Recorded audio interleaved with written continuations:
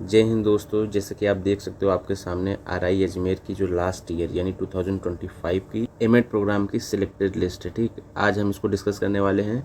यहाँ पे आप देख सकते हो कि लास्ट ईयर की जो कट ऑफ है वो कितनी गई थी, और आप अपने मार्क्स से भी रिलेट कर सकते हो कि आपने जो मार्क्स इस साल पाया होगा क्या आपका सिलेक्शन हो सकता है कि नहीं हो सकता है। और भी बहुत सारी इन्फॉर्मेशन है जो वीडियो के लास्ट में दूंगा। सबसे पहले आप एक चीज़ ये जान लो कि जो लिस्ट आती है, दो लिस्ट आती है। एक तो प्रोविजनल सिलेक्टेड लिस्ट आती है, यानी कि अगर आपका नाम इस लिस्ट में है, सिलेक्टेड हो, ठीक, लेकिन आपका वेटिंग लिस्ट में है तो आपको अभी वेट करना पड़ेगा। वेटिंग लिस्ट के बच्चों को मौका उस समय दिया जाता है जब इस लिस्ट से बच्चे, मान लीजिए कि फॉर एग्जांपल इसमें से 2-3 बच्चों ने एडमिशन नहीं लिया, तो उस सीट को भरने के लिए वेटिंग लिस्ट से बच्चे ले लिए जाते हैं। अब चलिए एक एक करके डिस्कस कर लेते हैं। सबसे पहला जो है वो उत्तर प्रदेश है। ठीक, इसमें आप अगर लास्ट जो कैंडिडेट है जिनका सिलेक्शन हुआ है तो वो कोई कोमल भाटी हैं, जिनका मार्क्स 66.55, यानी जो जनरल की लास्ट ईयर कट ऑफ थी वो 66.55 थी। इस साल भी इसी के आसपास रहेगी, ऐसा नहीं कि बहुत ज़्यादा फ्लक्चुएट होगा। इवन ये तो जनरल की है। आप यहाँ पे देख पा रहे हो एक चीज़ और कि जनरल कैंडिडेट में ओबीसी भी कैंडिडेट हैं, ईडब्ल्यूएस भी है। यानी जिन कैंडिडेट, जैसे आपने ओबीसी या ईडब्ल्यूएस के थ्रू अप्लाई किया है तो आपका अगर मार्क्स ज़्यादा है तो आपका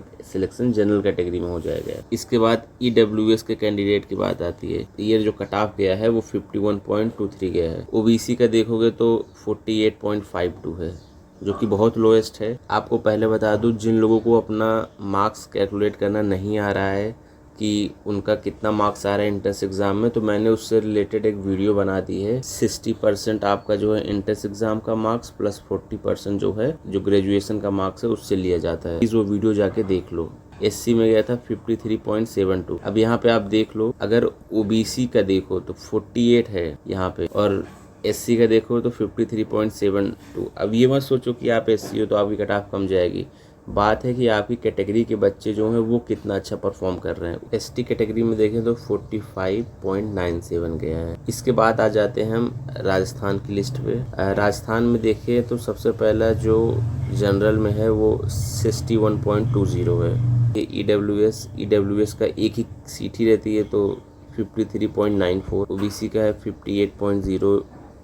फिर आ जाती पंजाब की लिस्ट। जो पंजाब का जनरल कैटेगरी का है वो 67 है।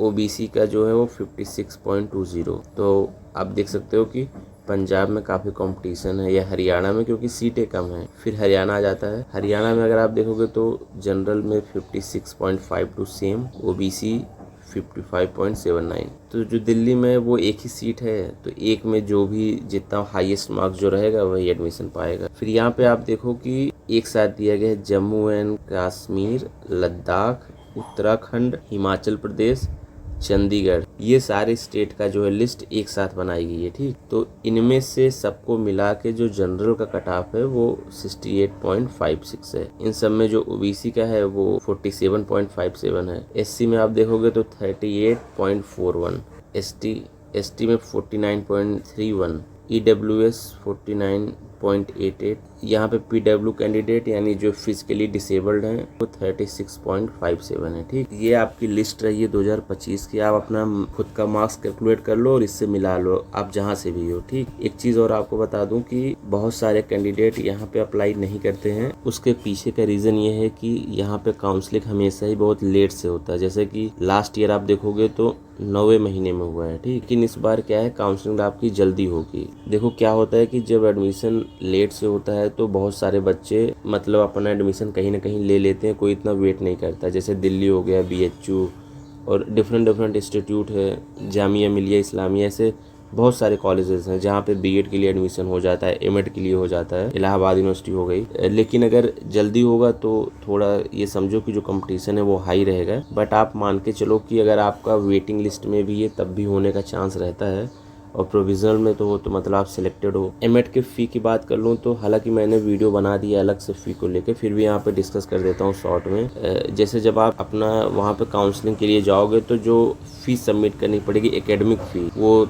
आपको 13,250, और SC ST PH स्टूडेंट के लिए 8,250 है। ठीक, याद रखना कि ये फी आपकी ईयरली है, यानी साल में एक ही बार लगेगी। लेकिन इसके अलावा अगर आप हॉस्टल में रहोगे, जो कि आपको रहना ही पड़ेगा क्योंकि और कोई बाहर उतना अच्छा है नहीं, तो आपकी जो फर्स्ट इंस्टॉलमेंट है वो 22,200 रुपये की लगती है। ये 22,200 रुपये जो है वो 6 मंथ के लिए होता है, क्योंकि 6 मंथ एडवांस ये लोग जमा कराते हैं। ठीक, बाकी इसमें डिटेल में क्या क्या रूम का है, कितना कितना फूड का है, इसके लिए अलग वीडियो बना रखी है, आप जाके देख लो। यहाँ पे डॉक्यूमेंट्स दिए गए हैं बहुत, जो बनवाने होते हैं एमएड के लिए। एमएड बीएड सबके लिए सेम ही होता है। अभी आपकी लिस्ट आएगी तो उससे लेटेस्ट सारी चीज़ें मैं बता दूंगा आपको। फिर वहाँ पे मैं जो डॉक्यूमेंट चाहिए होता है वो मतलब एक अलग वीडियो बना के सब समझा दूंगा। ठीक, इसके अलावा अगर कोई डाउट है तो please ask in the comment section. Thank you so much.